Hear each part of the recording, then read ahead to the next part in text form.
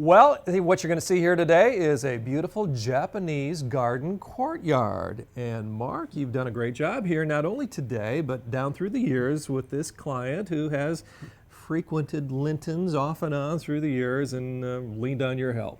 Absolutely. And you know what? This is a fun project for not only me, our team, to be involved in.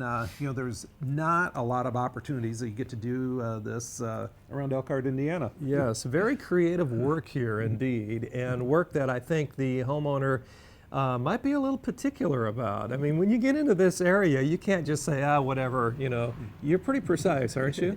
Exactly. And this whole home and property has an Asian feel to it.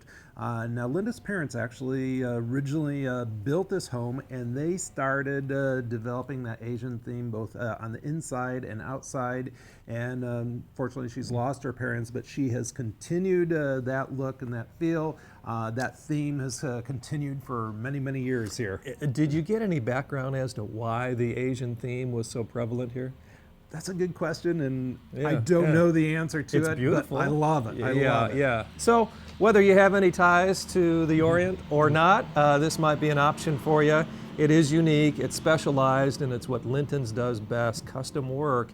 And I know you had a lot of fun with this one. Yeah, I actually didn't even draw up a plan, just kind of like what our floral designers do. Free flow. The free flow. Yeah. We gathered up the materials, a lot of Japanese, Asian type of plants, trees, and shrubs. Brought out more than actually what we needed. Part of a Japanese garden, part of the beauty is the simplicity. And we've got a stone path so that not only the homeowner, but guests and visitors can kind of wander and meander through this beautiful Japanese garden. But also it represents the flow of water. And we've got two different types of stone ground cover here for a nice contrast of colors. It represents the flow of water without actually having water. Exactly. Let's start over here, Mark. What do you have going on in the corner? We've got a very specimen evergreen here, wanting something for some height, but not a lot of width. This is one of our columnar staked hemlocks, and doesn't get very wide. We've got this beautiful lattice work here, which is like a window out to the front yard. And so just wanted something there to anchor that corner, but not to really block that window. And of course, that's going to give us a nice, beautiful, soft look 12 months out of the year. Another thing that we have challenging here is this is pretty low light conditions.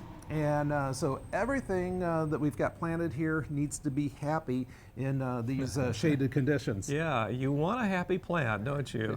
That's important. Yeah, and they'll tell you if they're not happy by the way they look, right? Exactly, they communicate a lot. Yes.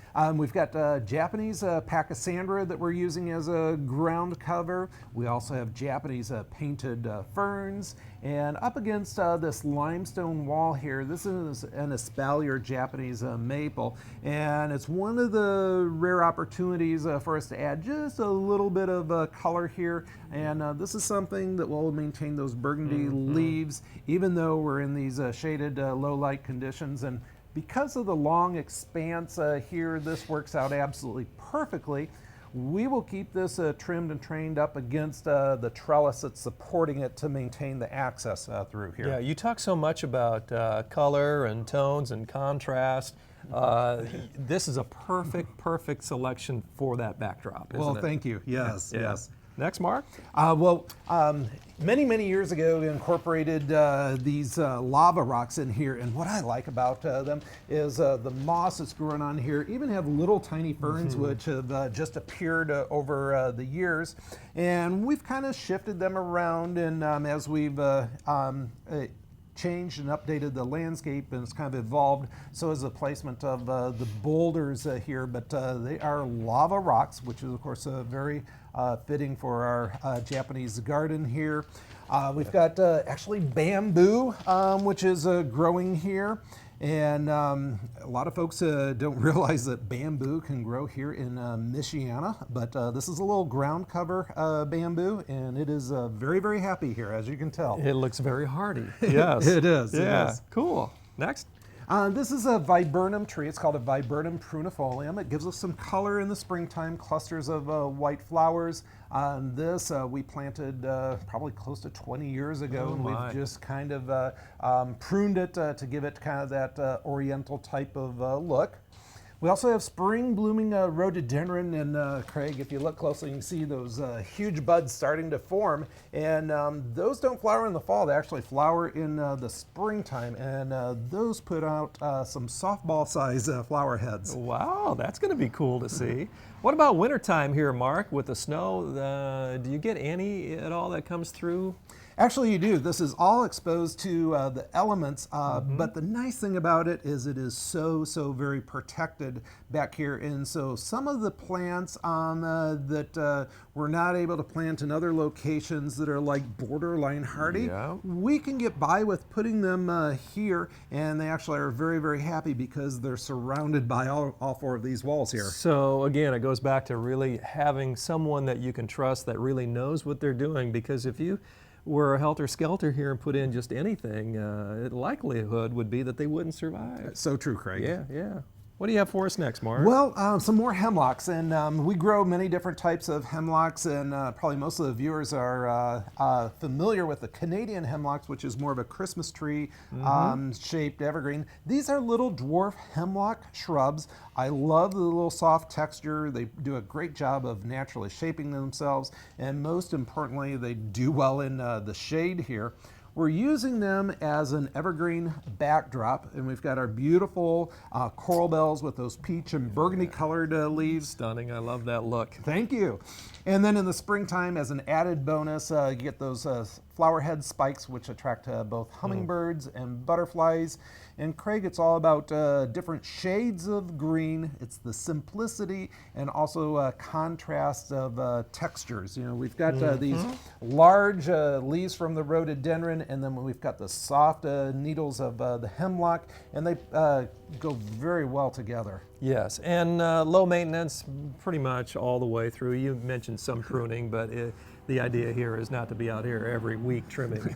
Well, funny you bring that up. Actually, this is one of our maintenance accounts, and we are here on a weekly basis. You are? But not necessarily pruning this every day of the week. Gotcha. You do other things on the property that require some weekly attention. Not like mowing the grass, yes. Yeah, gotcha. Back here is our Japanese Pieris japonica, a beautiful little dwarf evergreen, blooms with white flowers in the springtime. And then the new growth has these beautiful red colored leaves, and those appear throughout the season. More lava rocks or boulders.